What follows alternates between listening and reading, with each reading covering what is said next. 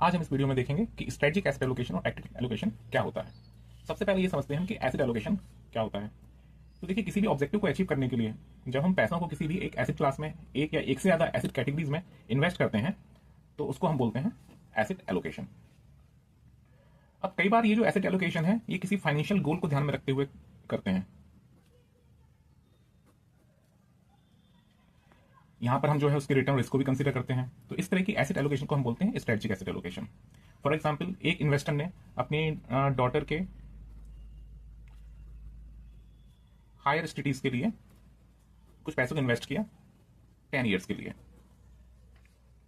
और for example उसने इसको किसी डेट फंड में इन्वेस्ट करके रखा हुआ है। तो इस तरह की एसेट एलोकेशन को हम बोलेंगे स्ट्रेटजिक एसेट एलोकेशन। अच्छा, कई इन्वेस्टर ऐसे भी होते हैं जो अपने पैसे को डायनेमिकली चेंज करते हैं। जो इन्वेस्टमेंट की एसेट कैटेगरी है उसको डायनेमिकली चेंज करते हैं। फॉर एग्जाम्पल, उसने देखा कि नहीं, उसको इक्विटी में अच्छा रिटर्न मिल सकता है, तो उसने अपने पैसे को इक्विटी में इन्वेस्ट कर दिया। जब उसको लगा कि उसको रिटर्न अच्छा मिल गया, उसने अचीव कर लिया, तो उसने देखा कि सिल्वर के केस में अच्छी अपॉर्चुनिटी है, सिल्वर नीचे है और उसको लगता है कि सिल्वर के प्राइस आगे जाके बढ़ सकते हैं, तो उसने कुछ पैसे को यहाँ से सिल्वर में इन्वेस्ट कर दिया।